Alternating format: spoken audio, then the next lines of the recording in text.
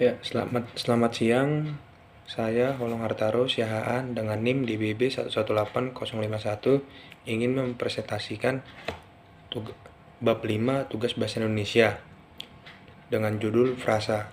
Di sini saya akan menjelaskan beberapa bagian dari frasa. Nah, frasa adalah kelompok kata yang terdiri atas unsur inti dan unsur keterangan yang tidak melampaui batas fungsi sintaksis.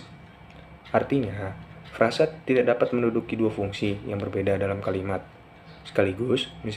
Misalkan, satu frasa menduduki fungsi subjek dan predikat.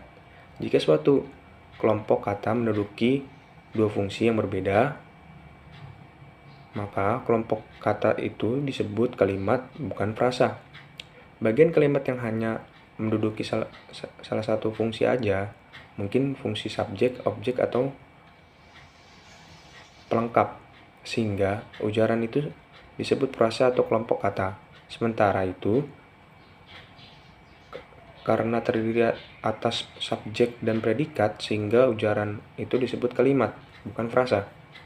Nah, terus di sini saya mencatat beberapa bagian berdasarkan urutan komponen pembentuknya.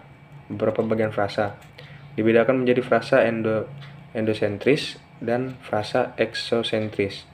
Kedua hal ini diuraikan beberapa bagian, yaitu berikut ini.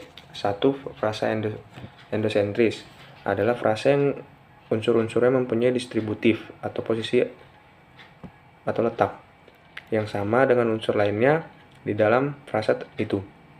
Selain terdiri atas unsur-unsur yang setara, frasa endosentris dapat pula terdiri atas unsur-unsur yang tidak setara, sehingga unsur itu tidak mungkin dapat dihubungkan dengan kata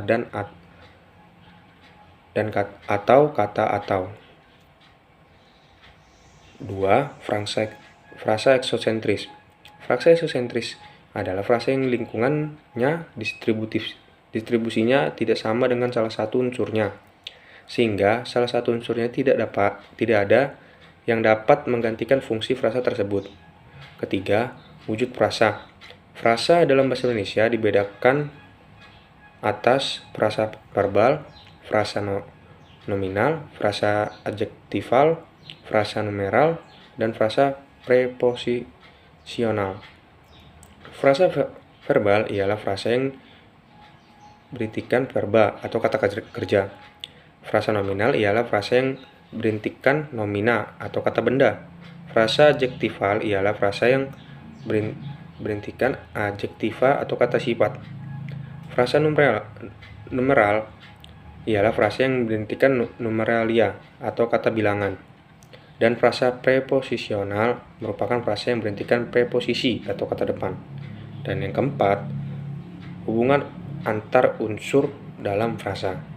Ini di dalam sini saya juga menuliskan beberapa bagian. Terbagi atas 1. Makna hubungan antar unsur dalam dalam frasa verbal yang mengungkapkan makna. Ke-1, penjumlahan. Kedua, pemulihan. Ketiga, pengingkaran. Keempat, aspek. Kelima, keseringan. Keenam, keinginan. Ketujuh, keharusan. 8, kesanggupan. 9, kepastian. 10, kemungkinan. Atau yang terakhir adalah 11, tingkat. Terus yang kedua, dalam hubungan antar unsur dalam frasa ini, yaitu makna hubungan antar unsur dalam frasa nominal dapat mengungkapkan makna.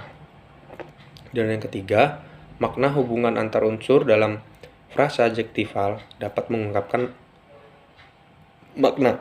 Terus, keempat, makna hubungan antar unsur dalam frasa numeral atau frasa kata bilangan ialah frasa yang dibentuk dengan menambahkan kata penggolong seperti ekor, buah, orang, helai, kilogram, batang, lusin, dan sebagainya. Hubungan makna antar unsur dan frasa numeral hanya mengungkapkan makna penjumlahan yang dinyatakan dengan atribut jumlah bagi kita yang menjadi intinya.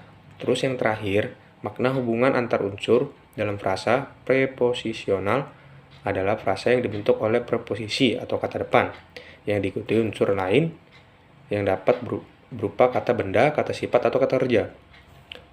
Preposisi dalam bahasa Indonesia sangat terbatas jumlahnya. Hubungan makna antar unsur dalam frasa preposisional dapat mengungkapkan makna: 1. Keberadaan atau tempat, 2. Cara, atau 3. Permelaan. Sekian dari presentasi saya. Apabila salah-salah kata, mohon maaf. Sekian, terima kasih. Selamat siang.